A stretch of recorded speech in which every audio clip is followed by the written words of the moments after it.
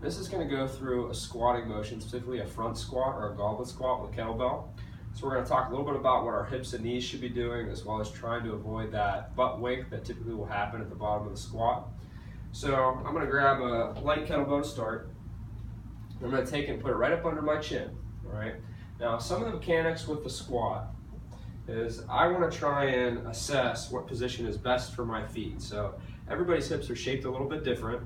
I want to try and get the most out of my hip range of motion as I'm going into this squat. So typically, you're going to want to be just a little bit wider than the width of your hips and your feet turned out slightly.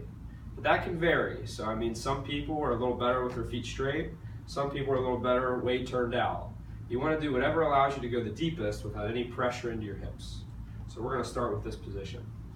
Now watch me from the side. I'm going to try and do this wrong. So as I come down, a lot of times when I run out of hip range of motion, I'll get this little wink of my butt where it'll flex at the bottom. So I want to try and avoid that, because basically what that means is that as I'm going down through my squat, when I run out of hip range of motion, my back is the next thing up the chain to have stress on it. So I want to try and keep my back pretty neutral. So a couple little keys that we're going to talk about here. First, I take this kettlebell up under my chin. And as I go to initiate this squat, I like to have people do a little drill where I look at the two extremes of my pelvis, right? So this is one, an anterior tilt, and this is the extreme of a posterior tilt. I want to try and maintain somewhat of a neutral position between the two. If anything, I want to be a little bit more into the posterior tilt, where I kind of tuck my butt underneath me, versus coming into this big arch, which is common with squatting.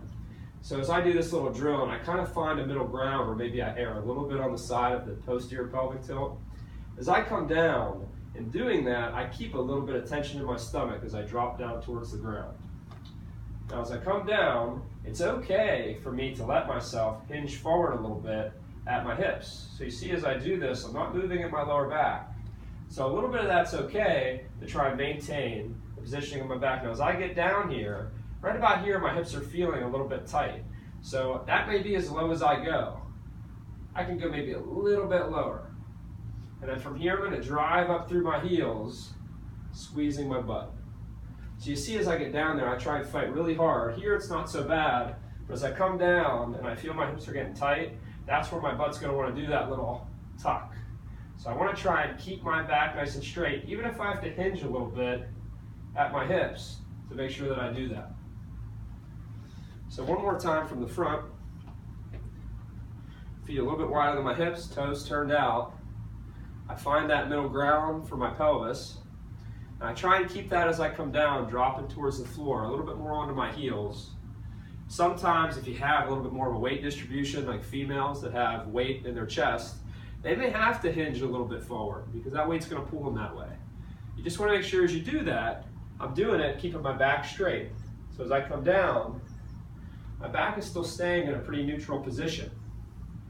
So once again, just so you can see from the side, if I'm able to, I'll keep my back a little bit more erect. But let's say I feel like this is kind of awkward. It's okay to dip forward a little bit, seeing that comes from my hip joint, not my back bending. And I like doing a nice slow and controlled descent, and then driving up through the heels.